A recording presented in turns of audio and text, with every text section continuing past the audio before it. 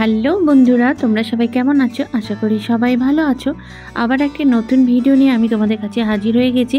By the way, আমি আলপনা, তোমরা দেখছো আলপনাস কিচেন। তো আজকে আমি সরস্বতী পুজোয় স্পেশাল একেবারে ফ্রাইড রাইস রেসিপি নিয়ে হাজির হয়ে গেছি। অবশ্য চ্যানেলে নতুন হয়ে থাকলে চ্যানেলটি সাবস্ক্রাইব করে বেল আইকন প্রেস করে সঙ্গে রেখো, আর ফেসবুক থেকে দেখলে পেজটি ফলো করে রেখো। তো চলো আমি এটা শুরু করি। তো এখানে দেখো, আমি এখানে 1 কেজি মতো রাইস নিয়েছি। আমি এই মুহূর্তে ইনগ্রিডিয়েন্টসগুলো বলছি না বা পরিমাণগুলো বলছি না, পরে আমি এটা ডিসক্রিপশানে দিয়ে দেবো, তোমরা একটু ফলো করে নিও। তো এটাকে আমি আধ ঘন্টার মতো জলের মধ্যে ভিজিয়ে রাখবো। তো দেখো, আধ ঘন্টা হয়ে গেছে, খুব সুন্দরভাবে কিন্তু ভিজে গেছে চালগুলো। তো এই যে তোমরা দেখতেই পাচ্ছ, একেবারে চালের দানাগুলো মোটা মোটা হয়ে গেছে। এবারে আমি চুলায় যাব। ওখানে একটা পাত্রে আমি জল বসিয়ে দিয়েছি। জল একটু গরম হতেই ওর মধ্যে নুন এবং তেল দিয়ে দিলাম। এবারে আমি চালগুলো, যেগুলো জল ছড়িয়ে রেখেছিলাম, সেই চালগুলো এর মধ্যে দিয়ে দেবো। তোমরা সবাই বানিয়েছো ফ্রাইড রাইস, বাট আমি আমার মতো এই ধরনের একটু অন্যরকমভাবে আমি এটা বানাচ্ছি। এরকমভাবে অ্যাটলিস্ট বানিয়ে দেখো। ভিডিওতে যখন ক্লিকই করেছো তখন ভিডিওটা শুরু থেকে শেষ পর্যন্ত না দেখে যেও না বন্ধুরা। তো এবারে আমি এখানে অ্যাড করব তেজপাতা, এলাচ, লবঙ্গ, দারচিনি সব এই জলের মধ্যে দিয়ে দিলাম। তো আবার একবার ভালো করে নাড়াচাড়া করে এটাকে ঢাকনা দিয়ে বয়েল হতে দেবো। তো দেখো, একেবারে কিন্তু 90% মতো চালগুলো বয়েল হয়ে গেছে, তোমরা দেখতেই পাচ্ছ। আর 10% আমি স্টিম দিয়ে লাস্টে 10% রাখবো। চালগুলো একেবারেই দেখো একটু ভেঙে যায়নি, একেবারে গোটা গোটা আছে, এই দেখো। তো এটাকে আমি বড় একটা পাত্রে নিয়ে নিয়েছি এবং এটাকে একটু ঠান্ডা করে দেবো, মেলে দেবো এইভাবে, যাতে একটু ঠান্ডা হয়ে যায়। তো এবারে আমি আরও একটা কড়াই নিয়েছি। এখানে পরিমাণ মতো সাদা তেল দিয়ে নিয়েছি। তো তেল একটু গরম হলে এখানে আমি একটু রসুন কুচো করে নিচ্ছি। রসুন কুচিটা আমি এখানে ফোড়নে দেব। তো রসুন কুচি ফোড়নে দিয়ে দিলাম। তো এটাকে নাড়াচাড়া করে দেবো। আমাদের বাড়ির সবাই কিন্তু ফ্রাইড রাইস খুবই ভালোবাসে। তো রসুন কুচিটা একটু হয়ে গেলে এখানে আমি আদা কুচো এখানে একটু কুচি করে নেবো এইভাবে। তো এটাকেও কিন্তু আমি ফোড়নে দেব। তো সবাই খুবই মোটামুটি ভালোবাসে, বিশেষ করে আমার ছেলে খুবই পছন্দ করে ফ্রাইড রাইস, ওকে তো প্রায় আমাকে বানিয়ে দিতে হয়।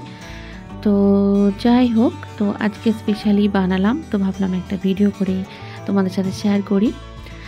তো এখানে কাঁচা লঙ্কা কুচি, পেঁয়াজ কুচি দুটোই দিয়ে দেবো। তো এটা বেশ কিছুক্ষণ ধরে মিডিয়াম ফ্লেমে এভাবে বয়েল করব।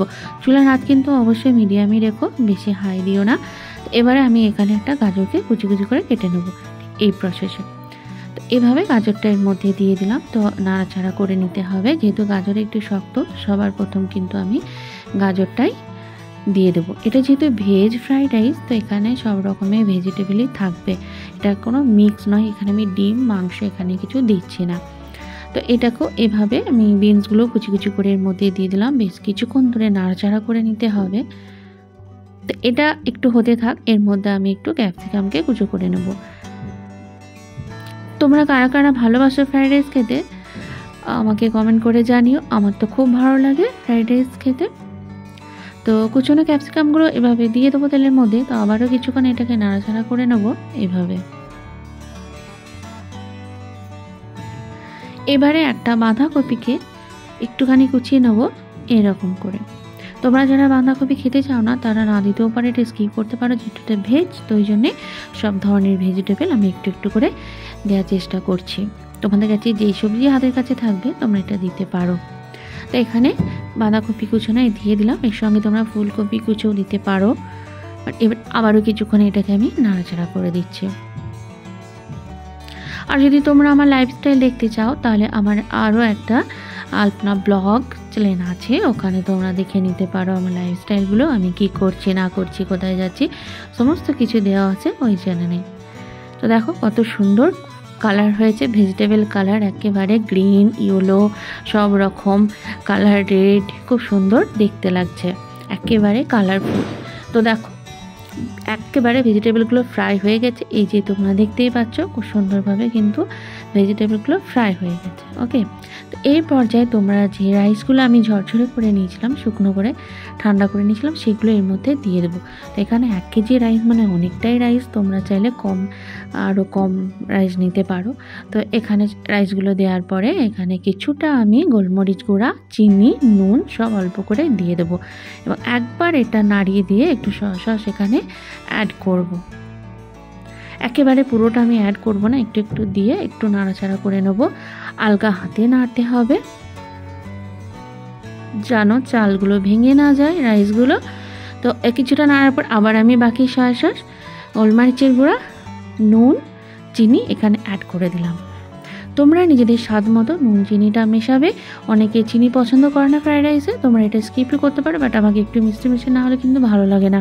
পোলাও বলো, ফ্রাইড রাইস বলো, আমাকে একটু মিষ্টি মিষ্টি খেতে ভালো লাগে। তো একেবারে দেখো রেডি হয়ে গেছে ভেজ ফ্রাইড রাইস। এবার এটা আমি কলা পাতায় সার্ভ করব। আমার ছেলের বায়না যে কলা পাতায় ও নাকি এই ফ্রাইড রাইসটা খাবে, তো ওই জন্য আমি কলা পাতায় সার্ভ করে দিলাম এবং উপর থেকে একটু পাতা কুচি এভাবে ছড়িয়ে দেবো। তো দেখো পুরোপুরি রেডি, কত কম সময় হয়ে গেল। এবার আমার হাজব্যান্ডের মন গেছে ও প্লেটে খাবে, কাঁসার প্লেটে, তো ওকেও আমি সার্ভ করে দিলাম গরম গরম। যেহেতু এটা ঠান্ডা হয়ে গেলে ভালো লাগবে না, ওই জন্য গরম গরম ওকেও সার্ভ করে দিলাম। তো দেখো কেমন লাগছে, তোমাদের জন্য রেডি করে নিয়েছি। এই দেখো, তোমরা যারা যারা খেতে ভালোবাসো অবশ্যই এটা খেয়ে নিতে পারো। তো কেমন লাগলো ভিডিও অবশ্যই লাইক